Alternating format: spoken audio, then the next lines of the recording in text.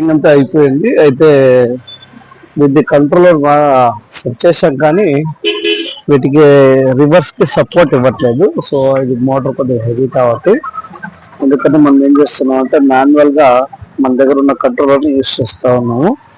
So ఇది చూడొచ్చు 35 amps controller.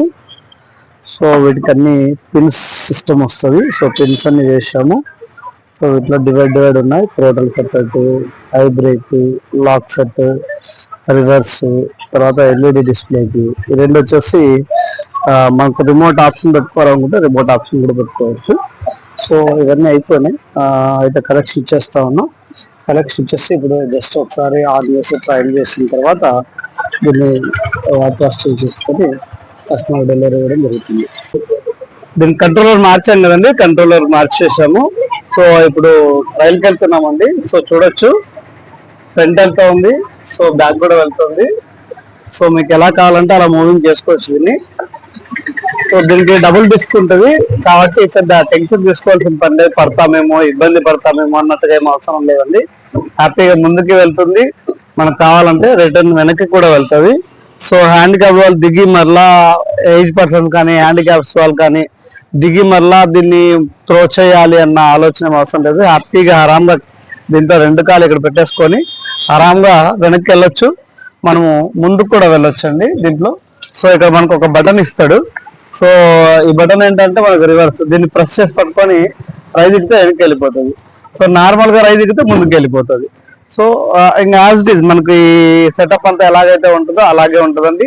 So side indicators వస్తాయి, తర్వాత లైట్ వస్తుంది, హారన్లు వస్తాయి. సో యాజ్ ఇట్ ఈజ్ మనకి ఎలాగైతే ఉంటుందో అలాగే ఉంటుందండి. ఇది వచ్చేసి మనము ఇంతకుముందు ఒకటి ప్యూర్ వెస్పా మోడల్ చేసాము. ఇది వచ్చేసి యాంపియర్ చేసామండి. కస్టమర్ దే బండి ఇది.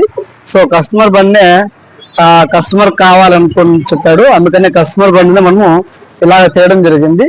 అయితే వీటికి ఐరన్ చేయిస్తున్నామండి. లాస్ట్ టైం మనం చూసినట్టయితే వీటికి ప్లాస్టిక్ ఉన్నింది. ఇలాంటిది మెటల్ మనం యూజ్ చేసి ప్లాస్టిక్ చేసాము. అయితే ప్లాస్టిక్ కాలు పెట్టుకోవడానికి రావట్లేదు. సమ్ రీజన్స్ వల్ల ఇక్కడ ఈ ప్లాస్టిక్ వెళ్ళిపోతా ఉన్నాయి. అందుకని ఇప్పుడు ఏం చేస్తున్నామంటే మనం ఇక్కడ ఐరన్ చేయిస్తా ఉన్నాం. సో దాన్ని కూడా మీకు ఒక షార్ట్ వీడియో లాస్ట్ లో పెడతానండి. సో ఇక్కడ మనకు ఇట్ సైడ్ ఒకటి ఐరన్ వస్తుంది. ఎవరైనా కూర్చోవాలనుకున్నా కూడా, లేకుంటే వెనక బ్యాక్ సైడ్ ఎవరైనా కూర్చున్నా కూడా మనకు ఇక్కడ కాలు పెట్టుకోవడానికి అవకాశం ఉంటుంది. సో మనకు ఇలాంటి వెహికల్స్ ఏవైనా ఇంకా కావాలి అనుకున్న నంబర్ కాల్ చేయండి. కాల్ చేసి మరింత సమాచారం తెలుసుకోండి.